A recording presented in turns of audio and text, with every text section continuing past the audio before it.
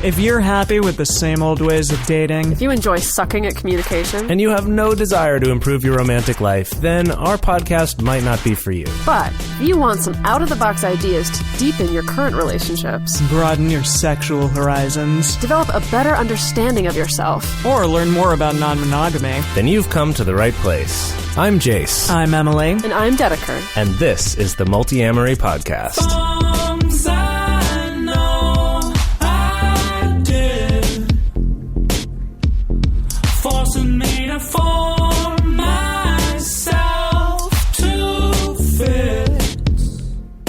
On this episode of the Multiamory Podcast, we're talking about sexual incompatibility and infidelity. Opening up about sex is often a challenging and vulnerable part of any relationship, and it can cause relationships to implode or explode. But today, we're going to offer some stits and stats regarding sexual incompatibility, sexual changes over time, and how non-monogamy can help sexual differences. We'll also talk about infidelity and why it can happen even in happy relationships. But first, Yeah. oh yeah, we have two giant big birthday shout-outs. No tiny birthday shout-outs here. No. These are huge, they're meaningful, and one of them comes a little bit late. Sorry about that. But You we're wanna do doing it? it anyways. Yes, we're doing it anyways. So All right. the first shout-out is from our lovely patro, Will, Uh-huh. to our other lovely patro, Kenzie. And Will says, "Happy birthday to one of the best people I know. I love you, and I look forward to all of your upcoming adventures. Go kick ass." Yeah. Yeah. So happy birthday. Sorry that that's a little bit late, Kenzie. I hope she kicks some ass, though. I hope you kicked ass and are continuing to kick ass now into this new year of your life. And our second one is from Andy to Jen. And this is to wish you a very, very special happy birthday. And that he promised that he would do a dance for you. So be sure you tell him that he needs to do that. He needs to do that. See, the thing is that Andy just said, "Hey, can you give a shout out for her birthday?" But he didn't give us specifically what to say. So that means we have free license, Right. to just so, cram words okay, right so in your mouth. He's promised a birthday dance. What else? What else has he promised? Amazing birthday sex. Sure. Yeah. Great. Amazing birthday sex. That's kind of a given, I Yeah, think. I Yeah. suppose. Yeah. Oh, and he's going to cook for you. So that's great. Yeah. And he's going to do Enjoy all that. three of those things at the same time. That's weird. I'm not sure how we Can feel you about imagine that. how impressive that would be, though? Dancing, having sex, and cooking dinner. Yeah. It's like the perfect relationship. I think it can be done. Challenge accepted. Okay, anyway, well, if any of you would also like to have some kind of shout out on the show, then you can do that by going to patreon.com/multiamory and becoming one of our $15 a month patrons. So yes, happy birthday to Jen and happy birthday to Kenzie. So moving on to the episode, looking up all of these statistics on sexual incompatibility and articles that were written for married couples specifically, I was really, really amazed at how many of them discussed opening up one's marriage as a way to deal with sexual incompatibility. So I feel like that's got to be a big change from even 10 years ago, where I feel like a lot of advice articles wouldn't have suggested something like that as a solution to issues with, sexual compatibility in a long-term marriage. Yeah, I wonder. yeah, but it definitely, like, a lot of them were saying, oh, don't throw a book in my head or don't freak out at me saying this, but here's something that you can try. And there's a lot of couples out there who do it and a lot of couples who are really pleased about it and all of that stuff. So I found that to be a really interesting idea.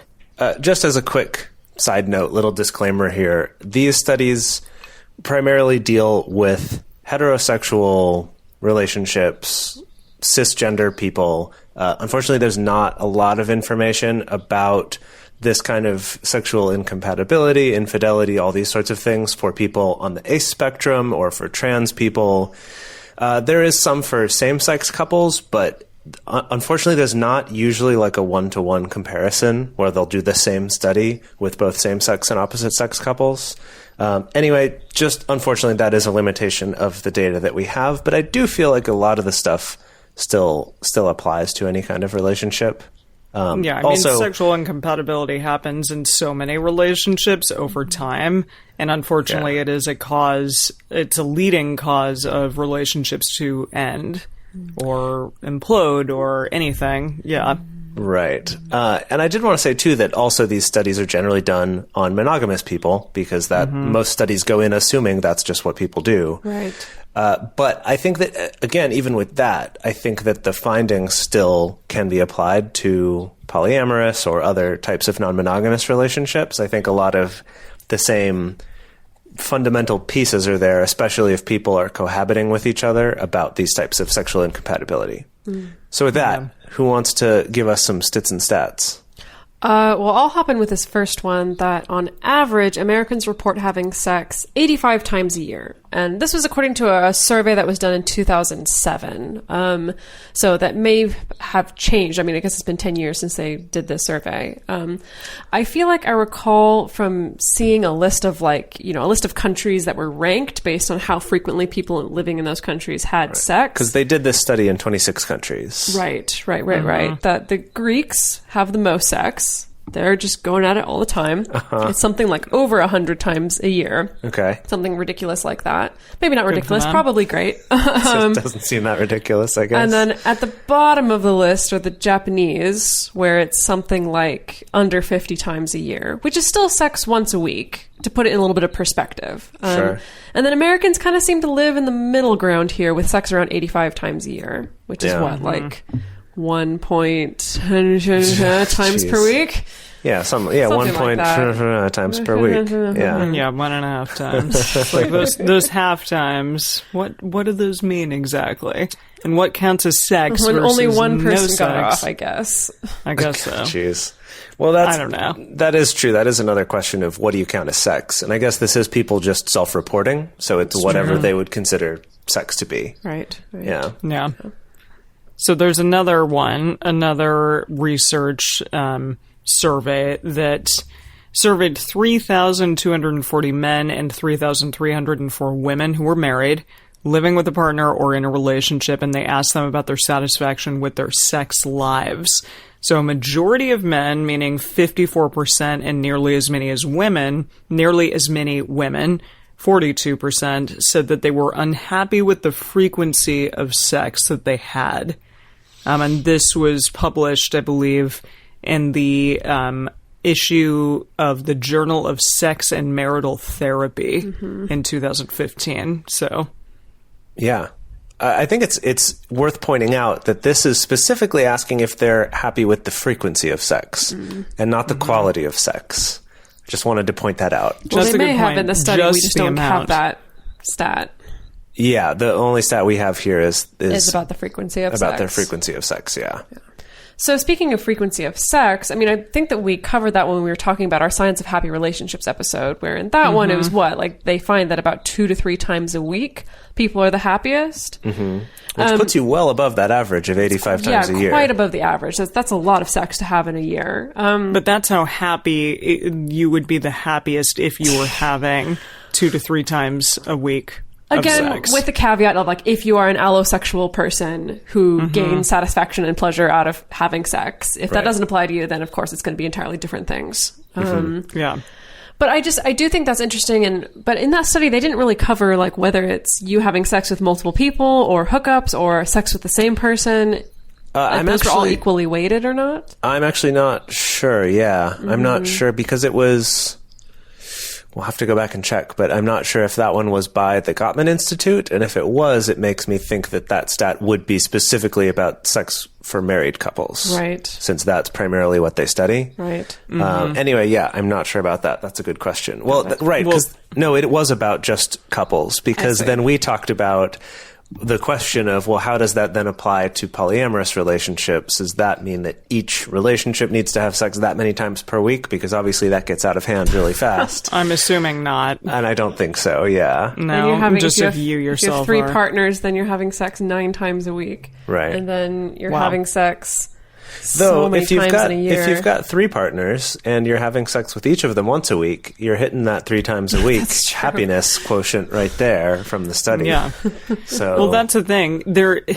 So this study published in 2015 from the Social, Psychological, and Personality Science Journal first said that 1 time a week was the only thing that would make you happiest. And if you had more sex than that, it wouldn't make you any less or more happier. Really? But then they did a second study group that said and showed that if you were having sex 2 to 3 times a week, then yes, you were happier. So apparently this 2 to 3 times a week number is the one that people are going by now. Like, that's the magic number. Apparently, yeah. It used to be just once a week. But people are wanting more now. People are wanting more. Well, I feel like all these studies are leaving out this thing that we've talked about in past relationships, but there is this thing known as the Coolidge effect. Have you guys heard of the Coolidge effect? I have. Sure. But can you remind us what it is? Okay, so it's this really silly story. That is the reason why it's called the Coolidge effect. So Calvin Coolidge, who is our president of the United States. Yep, classic. He and his wife were touring like a turkey farm or something. And they were touring it separately. Like, he was with all the men and like she was with all the women. And so like the women's group were touring this turkey farm, and their tour guide was explaining that the male turkey will mate with a female turkey like 5 times in a single day. Okay. And Mrs. Coolidge was like, "Can you tell that to my husband?" Damn. So then Mr. President Coolidge's group came by, and the tour guide gave them the same fact. And he said, "Oh, is it all with different turkeys?" And the tour guide's like, "Yes." And he said, "Can you tell that to my wife?" I don't know if that story is true or not. It's just kind of anecdotal, and it's almost kind of like the setup of a joke, you know? But it does sound like the setup of a joke. But that's why the name's been given to this thing, the Coolidge effect, which they've found with both humans and also in studies specifically with lab rats, that both male and female lab rats, if you stick a pair of like a male female lab rat in a cage together, they'll like sex and sex and sex and sex and sex and sex. They'll have sex until they're both exhausted, until they don't want to have sex anymore. However, the instant that you introduce a new rat into the cage, they'll want to have sex with that new rat again. So like if you put a new female in the cage, then even though the male is exhausted, then he'll be like, "Oh, okay, no, I can have sex with this rat." And it's the same thing with human beings also, that there is kind of this scientific basis for like variety and newness that does drive our sex drives. And so that's why I think it's interesting that these studies so far have just been studying people who are having sex with the same person over a long period of time, rather than seeing like what are people's sexual satisfaction. Again, like you were saying, like if they're having sex maybe once a week with one partner, but also once a week with another partner, would that have the same effect? Yeah. Yeah. Well, I mean, it's continuing to perpetuate this narrative that like we are monogamous creatures and need to continue being only with one person, and that when we find the one or the right person, we're only going to ever want to have sex with them. For sure. Yeah. It's like these studies are setting it up for that to be the case, but then also trying to look at sexual satisfaction and other things, and not really... Yeah, that they talk about like in books like Sex at Dawn, which is that it's really hard for us to take ourselves out of our cultural context in order to study these things. It's really hard to separate ourselves from confirmation bias when we're looking at these things. And I mean, that goes both for very pro-monogamy studies and very anti-monogamy studies as well, that... Right, or any kind of study. It swings both ways. Yeah, any kind of study about any part of culture, especially any kind of more like psychological studies, is we do come in with so many assumptions, and many people, scientists included, have a lot of assumptions that we've never even thought were worth questioning. Like we never even thought were questionable. Right. Right? And I think that monogamy is a big one for a lot of people. For a lot of scientists studying this stuff might be really fascinated in it, but haven't really considered this. And this is starting to change. We are seeing more studies about non-monogamy. So hopefully this is at least one step toward questioning some of those things. Yeah. So, I mean, what do we think about what are the reasons driving people being dissatisfied with their sex lives or being dissatisfied with the frequency of sex that they're having? I know that I mean, I feel like it's a pretty commonly held cultural wisdom that, like, if you're married monogamously for a long time, that you're going to have to try really hard to keep the sex interesting still. There's an entire industry built around trying to reignite the passion. I even hate that phrase because it's used everywhere. Reignite that spark, as it were. And I know that people will talk about, like, maybe it varies individually, that some people just naturally have higher sex drives than others. Sometimes it goes through phases. Sometimes people make assumptions along gender lines that, men are horn dogs and women don't want sex. We still have that whole tired out narrative that affects this. But I mean, what do you guys think? Well, in some of my research that I did today, there were some very religious websites talking about, like, it's God's plan if you are having sexual incompatibilities and you just need to work through it. Like, he put this in your way as an obstacle for you to work through and become closer to your husband. And it was very fascinating and made me personally cringe a little bit. Maybe not everyone out there would. But yeah, I found that very interesting. It also said, like, if you have sex before marriage, like, that's a thing that Satan does, so don't do that. It's a thing that's, I don't know if that's quite wait, hang on, sorry. I think that was lost in translation a little bit.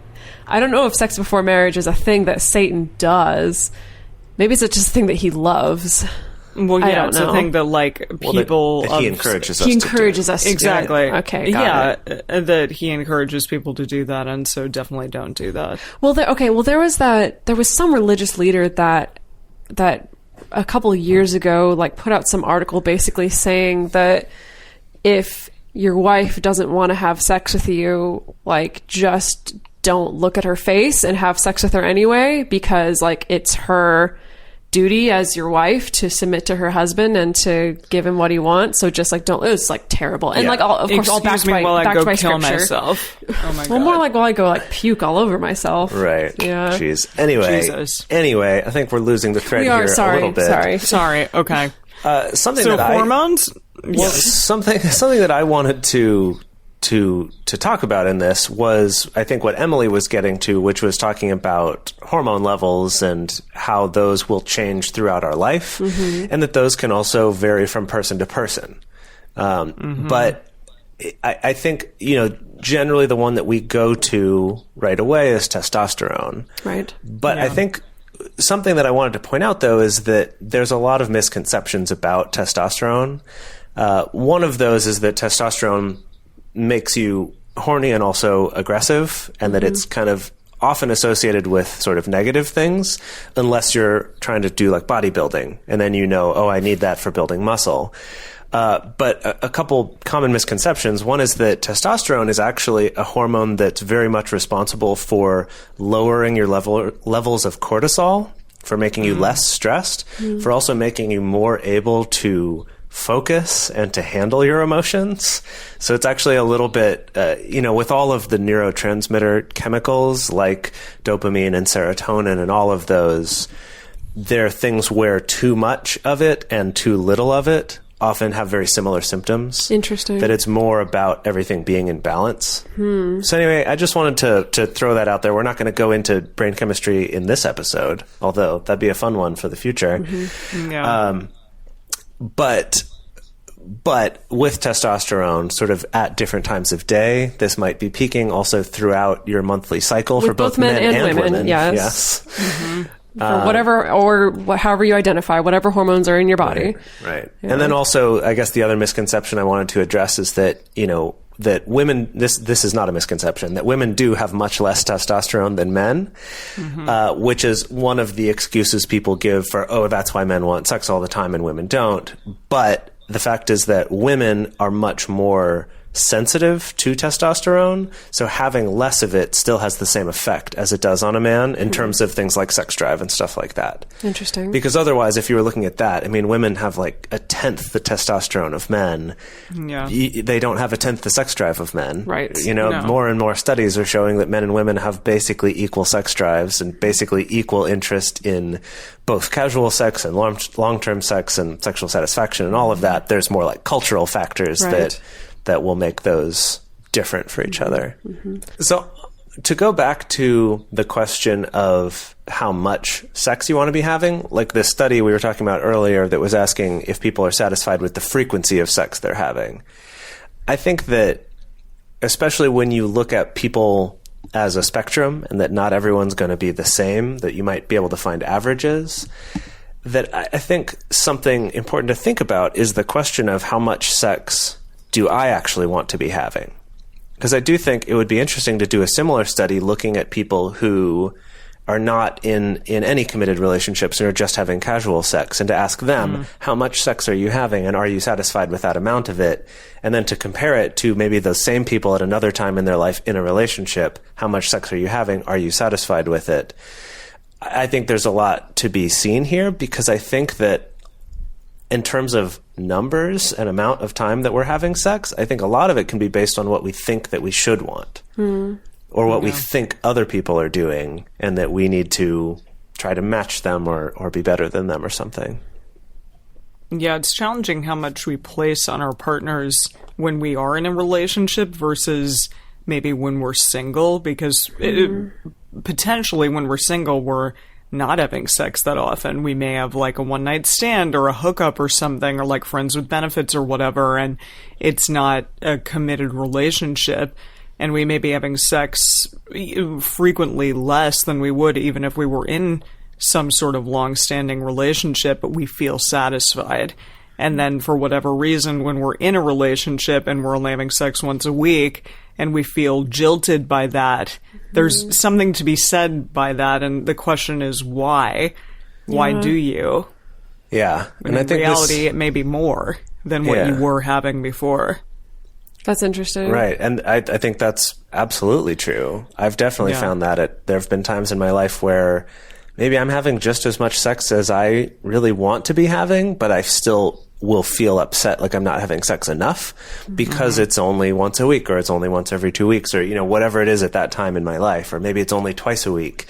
And I'm like, God, that's not enough, because we have this kind of cultural idea, an imagined idea, maybe based on our peers or what kinds of movies or whatever we watch, of like, oh, if I were really in love, or if my life were really exciting, I would be having sex every day. Even if in reality you wouldn't be very happy with that. Yeah, it's this notion that our partner wanting to have sex with us means that they're interested in us and that we're worthy of their time. I guess it's true. We do attach so much to it. I guess it kind of depends on the person and what they've attached to it, I suppose, because I feel like that question digs into questions of like, what are the expectations for the relationship? Is there a sense of entitlement to sex coming into this that's either conscious or maybe even subconscious? That's interesting. Also, just the different kind of intentions for having sex. Like, is this sex that we're having in order to get off, or is this sex that we're having in order to connect emotionally with each other? Is this sex that we're having to like have fun and role play with some new thing we've been talking about? Is it sex we're having to try some new physical thing that we've been thinking about doing? That all of those have very different qualities to them. And I think that looking at that in studies would also be interesting to see people's level of satisfaction. And I did want to bring up real quick that we don't have the studies up here right now, but I've definitely read a number of places that have done studies showing that people who are swingers do report higher levels of relationship satisfaction than people who are strictly monogamous. And I do think those studies are interesting to look at. Well, maybe they're having different types of sex, that maybe it's not even so much about the fact that it's with other people, although I think that's definitely a factor with that newness, but they're probably also having different sex. They're having more varied sex and not just kind of the same, let's get off together. Right. Yeah. So, we could talk about this for so many hours, I know, right? But I want to bring us back to the more, practical part of this episode, which is if, you're finding yourself in a relationship where there is some kind of sexual incompatibility. Or maybe you're just going through a slump, like your partner wants more sex or less sex than you do. What are some things that you can do to actually get your sex life back on track, or back to a place where both of you are feeling happier and more satisfied? Yeah.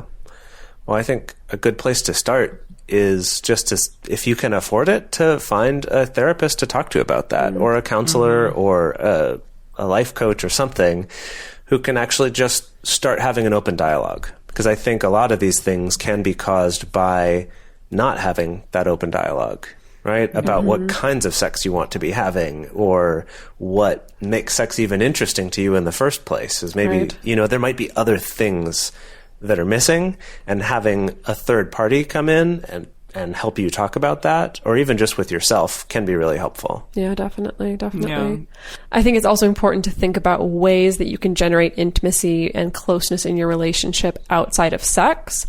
It's important to examine, some people have sex in order to feel close, and some people need to feel close first before they want to have sex with somebody. And that can shift and change depending on your life and your context and things like that. But being able to put yourself in that context of like, what are the ways that I can generate closeness that are not about sex, can be ways of actually not only making the intimacy in your relationship better, but maybe making it just a little bit more easy for you, the two of you, to connect sexually as well.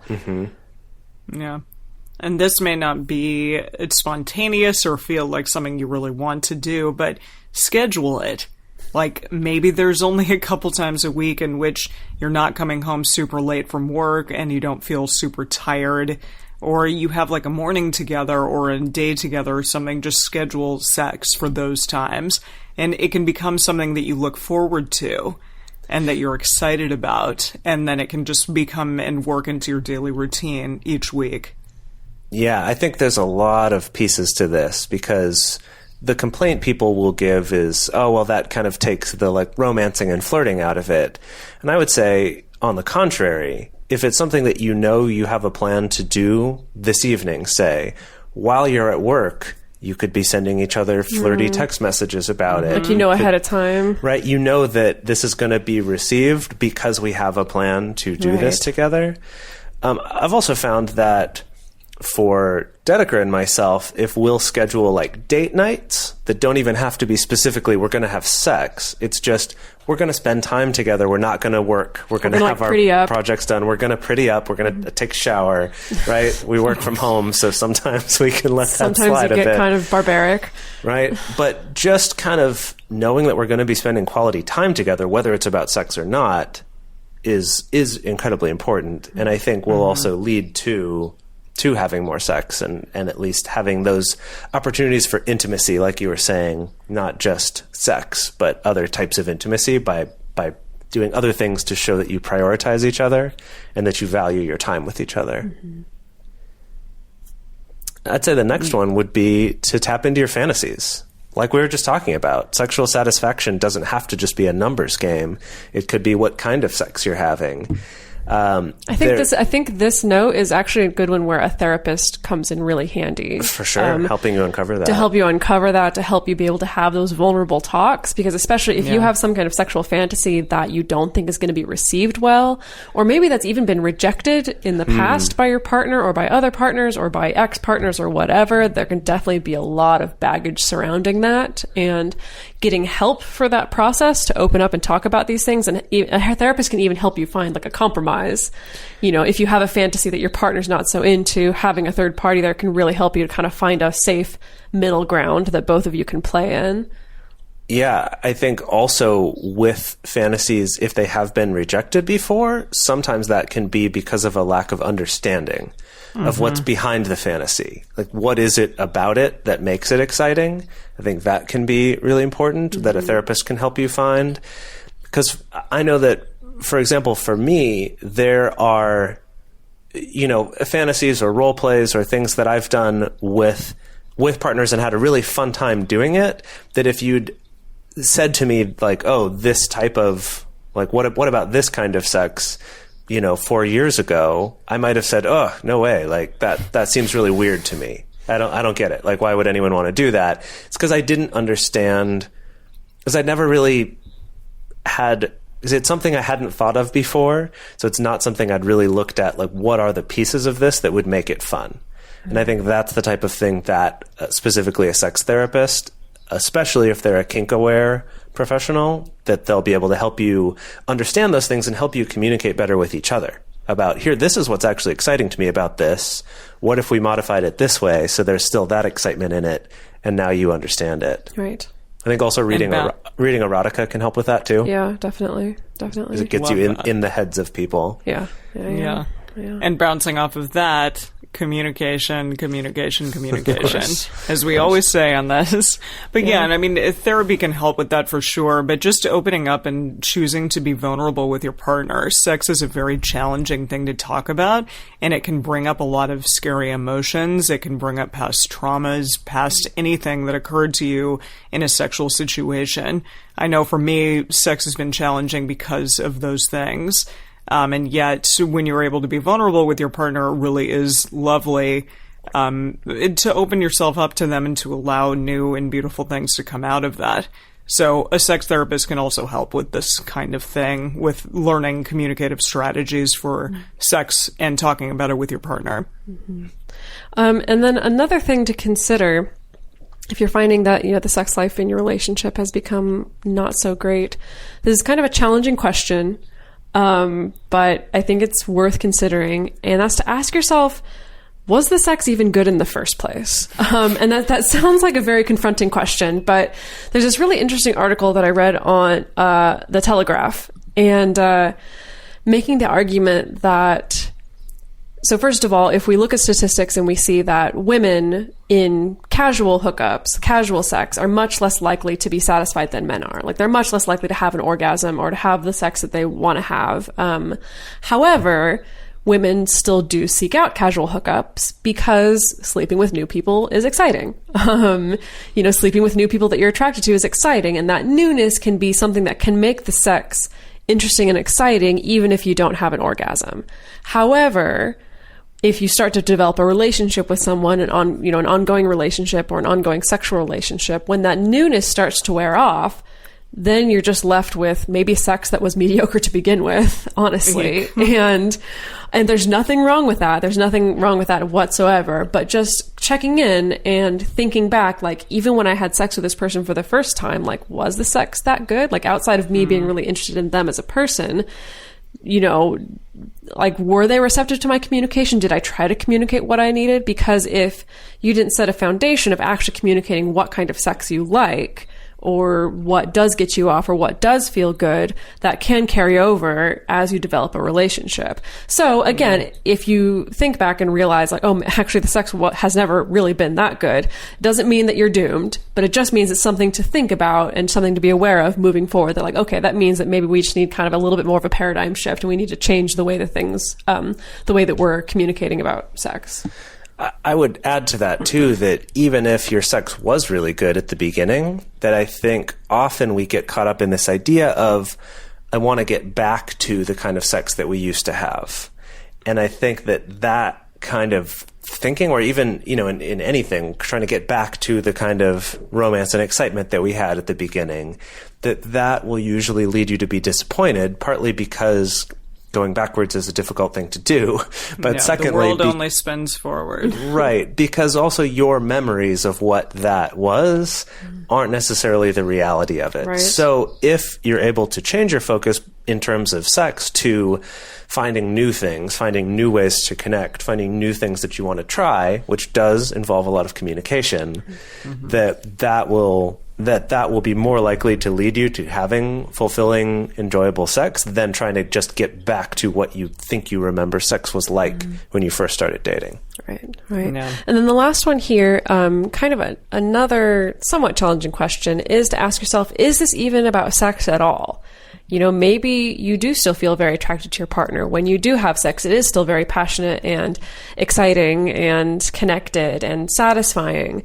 It could be about something else entirely. One or both of you could just be very stressed or very distracted, both in good or bad ways. And I know that, some people seek out sex as a way to relax, and some people seek out sex only after they're relaxed. Like, they can't have sex until they're relaxed. So it's very important to check in and be like, which one am I? Is my partner in a different modality? How can we understand that about each other and kind of tailor our sex lives and how we approach each other appropriately based on that information? Yeah, definitely. Yeah. And I to think understanding. You just said we said the same words. No, but I mean, understanding is a huge thing. I think so much blame gets tossed around in sex, and like, well, you don't want this. You always say no to me. Blah blah blah. But having understanding and compassion for your partner in any area, that maybe they, see sex as a way that one is giving love, and that if you're not having it with them, then maybe they feel left out or like they're not being loved in the way that they want. And compassion on the other side, like maybe someone just wants to emotionally connect, and that sex they see as just something physical and it's not giving them what they want. I think having compassion for both sides is incredibly important here. Yeah, definitely. Learning to speak each other's languages. We've talked about it with love languages and apology languages. We should make our own guide to the 5 sex languages. I don't know if Dr. Gary Chapman would get on that one, but that'll be our own thing. Gary! Now let's talk about cheating and adultery. Yay! See, and this one is important because I think there's a lot of people out there for whom this has been a thing in their lives, or they come from families that have had this in there. I personally was born out of a literal affair, so it's a very prevalent thing in my life. Not a figurative affair? Not a figurative one, no. My father was married, and my mother had an affair with him. So, and then I was their love baby. So it definitely, well, truly, it definitely has changed my life, and I think it can change a lot of people's lives, and it's caused me to look at the reasons behind why this happens in relationships. So, let's go from there. So, according to divorcestatistics.info, in the United States, 17% of all divorces that occur are due to adultery from one or the other partner. And I did want to point out, this is interesting, that it's definitely not the leading cause of divorce, which I believe is money. Money, I think it's money. That makes sense. But it is still 17% is fairly significant, and that's also considering that of these 17% of divorces, what about all of the ones that have had affairs or infidelity that didn't get divorced? Right. Totally. Yeah, exactly. And because the rate of that, it's like 50% of affairs are never found out, right? Well, this is the tricky thing. Which is crazy. Yeah. So we have one study here that shows that 22% of married men have committed an adulterous act at least once in their life, and 14% of married women have had affairs at least once during their married lives. I've seen other studies that have put these numbers as high as 50% for both sides, putting the numbers much closer. I've also heard another statistic that 80% of marriages have had some kind of infidelity from one partner or the other in them, right? It's a difficult thing because it relies on people self-reporting, for one. It relies on different definitions of infidelity, Exactly. Which is something we talked about in our conscious monogamy episode of what does count as infidelity for you. Right. Yeah. Right. So these studies can really vary. But basically the takeaway here is that it happens. This is a very real thing. It's not something we can just ignore or say, oh, if people just tried harder or loved harder, then this isn't going to happen, that we can just fix this. But that's not... It's not that simple. Yeah, well, and the thing is that infidelity happens also in relationships that are happy and functioning and not falling apart. And Esther Perel, who's a therapist and social researcher, she's written and spoken a lot about this particular subject. Her amazing book, Mating in Captivity, and she's got some good TED Talks as well. She's got some great TED Talks, exactly. That she covers the subject a lot of like this paradox of being in monogamous long-term relationships and trying to make the sex better, even though the rest of the relationship is fine. I don't know. I think it's the same topics that a lot of the polyamorous community has been talking about for years. It's just that, she presents it in this very, I think easy to swallow, scientifically backed kind of way. And so she wrote this Atlantic article called, Why Happy People Cheat.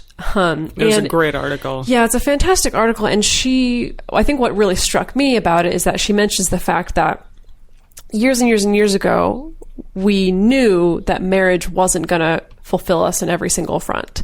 You know, like especially when marriages were arranged or when they were political or when it was some kind of financial transaction, when it really was just the business contract. Like we knew that this person wasn't supposed to be our lover, our best friend, our parent, our caretaker, our absolute everything. And so sleeping with somebody else was just kind of like a reaction to that. It's like, well, I know very pragmatically my wife or my husband isn't supposed to be my lover, basically.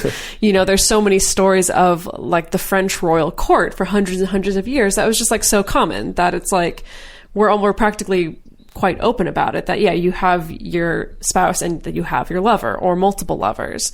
And what's changed now is that now that marriage is no longer seen as this business contract, now it is this super romantic thing. Now we are supposed to be fulfilled by absolutely everything by our partner. Now we stray and now we cheat because our relationships and our marriages failed to deliver what we thought that they were going to deliver, which was is like everything. Endless satisfaction Yeah, and which is everything. Yeah. Well, in addition, people live so much longer now than they ever have before, which is going to cause, I mean, you change so much over the course of your life, and the person that you were when you married, you know, Ted may be different than you were, than, you know, good old Ted when you were 25, maybe very different than when you're 65 or 45 or whatever. And it just may cause different things to occur within you. And you may want something different than just good old Ted at 25. It reminds me, I forget who it was, but I was watching some stand-up comedian who did make this joke that, like, the people who invented marriage invented it at a time when everyone lived till they were, like, 40. Like, if the people who invented marriage saw what marriage was today, they'd be like, no, this is not what we intended at all. Like, no, we didn't want you to be with the same person for 60 years. That's ridiculous. Yeah. Right. So the important takeaway too from this is just to go back to that idea that people will have affairs even if they're very satisfied in their relationship, even if they're having good sex in their relationship, that people will sometimes still seek out affairs or have affairs, and that draw toward newness, toward novelty, toward exploring other sides of ourselves as well as connecting with other people, that is just a part of our makeup as these social primates that we are. And that regardless of what you choose to do about that, whether it's choosing to be polyamorous or be, you know, swingers or some other kind of non-monogamy, or if you choose to be monogamous, no matter what, I think the big thing that I would love everyone to just be imbued with this knowledge is that nothing about you or your relationship is broken if you want to have sex with other people. Regardless of what you decide to do with that information is fine.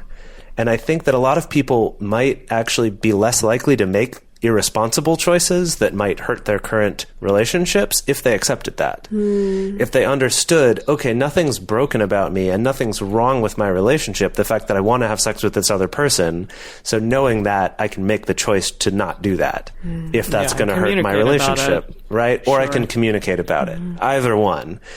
But instead we get caught up in this kind of romanticization of what a marriage is and what a relationship is, that it's going to satisfy everything and we'll never have eyes for anyone else, as the line goes. For the next 60 years. Yeah. Right. And then if we do, we feel like we're broken, or we feel like this relationship must not quite be the right one, or, you know, just all these awful things that we beat ourselves up about and that we don't communicate about because of that.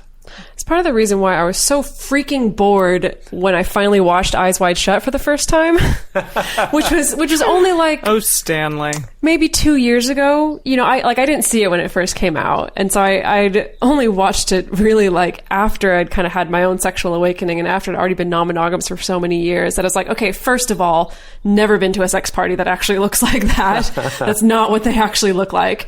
Second of all, I'm just like, just talk to her. Like, your wife's hot and like you seem to have good communication and like you guys have hot sex. It's like, just freaking talk to her. Like I was just like so bored this entire movie, him just being and I'm just like, dude. Anyway, I guess Jase and I watched that movie together. We did, yeah. I guess in the 90s. Neither had I. More scandalous. I think for most people still today, that no, whole I get concept it. I get it it's challenging, and it's like, yeah, I don't know. Kubrick is Kubrick. We can appreciate it for that. I mean, we'll save that for our Multifilmery podcast, where I can rant about my thoughts about Kubrick as a director. At least he's not as bad as Terrence Malick. Hey, The New World is one of my favorite movies. Tree of Life was terrible, but The New World was one of my favorites. Okay. And we are really not supposed to be talking about this on this podcast. Let's save this for our film review podcast that will be made someday. Who knows? I'm going to get us back on track. Get us back on track, please. Okay, to get us back on track. So the question that often gets posed to me, specifically as a coach, is, can an open marriage or non-monogamy or polyamory either prevent the potential fallout of infidelity, or can it be a solution to recover from infidelity? Well, can it? Well, the thing is, I mean, there isn't any statistics on this yet. They haven't yet studied couples who have a history of infidelity and then opened their marriage and then tried to track how satisfied they were, how happy they were after that. Like, we don't have the studies on that yet, unfortunately. Anecdotally, from working with my clients, I feel like I see basically like a 50-50 success rate. That sometimes infidelity happens in a monogamous marriage, and that is the thing that finally forces the conversation to happen between two people about expectations, about what they actually feel about each other, about what they need, either sexually or emotionally. And they're either able to be like, okay, we can kind of reconnect again monogamously now that we know more about what each other needs, or they can decide, okay, well, let's try this new paradigm. Let's try opening up now that we know what each other need, and then they move forward, and then you know, the infidelity is an unfortunate inciting incident, but it gets them on this track towards maybe a relationship that's going to ultimately make both parties happier. However, I feel like with just as much frequency, infidelity happens. Maybe a couple tries to kind of reactively be like, well, maybe if we have an open marriage, we can still stay together, but then somebody, you know, one or both of us can get these other needs met. But there's still been this betrayal of trust.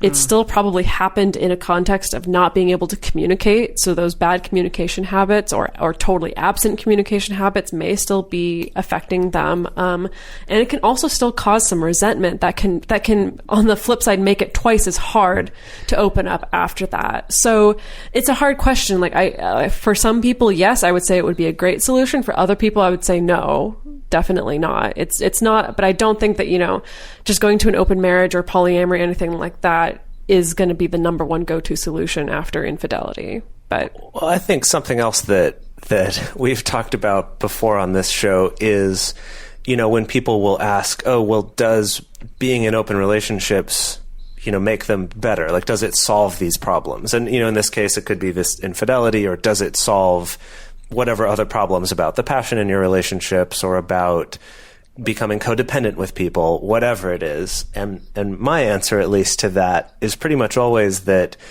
the skills and the traits, like you were just talking about, having honest communication about what it is you want and finding solutions to it, things like that, that those skills, amongst others, are important for any kind of relationship, whether it's non-monogamous or monogamous.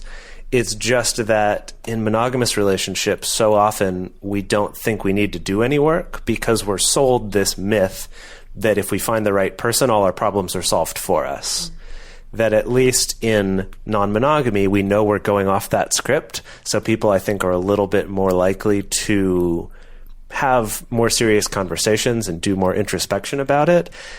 But that said, I do think people still get into polyamory or non-monogamy also hoping it will be this same magic bullet that they thought finding the one would be. Right. That it's like, oh, well, if I just do this, that's going to solve all of my problems. And then when it doesn't, they get disillusioned with it, or they are less honest than they need to be to make it actually work. And so then, you know, it all ends up falling apart. But just this idea that neither one is this magical solution. Kind of like we were talking about with love is not enough. Right. Also, like polyamory is not enough. Yeah. You can't just be poly and now you're great at relationships. Just nothing's enough. No, you have to work at it. Life is work. Yeah. Yeah. But that's okay. Working at improving yourself and getting better and better in your relationships. And I know that sounds like a lot of work, and sometimes it will be. But I think that overall, the rewards from that and the fun that you can have doing that once you start getting used to doing those sorts of things and asking those kinds of questions of yourself will actually be much more enjoyable in the long run. Well, let's get to work on this multi-film review podcast. I know, right? Who would tune into that? Please let us know. You can tweet at us at Multiamory and let us know if you want to see our multi-filmery podcast. With that, thank you all so much. If you would like to have a question or comment played on our show, you can call us at 678-MULTI-05, and that 678 is the area code, just so you know. Also, you can email us at info@multiamory.com, or you can send us a message on Twitter, Facebook, or Instagram. You can also leave us a voice message through Facebook if you'd like to have your question played on the show. To support our show, to join our private Facebook community, you can go to patreon.com/multiamory. You can also get a shout out on the show at the $15 and up level. Multiamory is created and produced by Dedeker Winston, Emily Matlack, and me, Jase Lindgren. Our episodes are edited by Mauricio.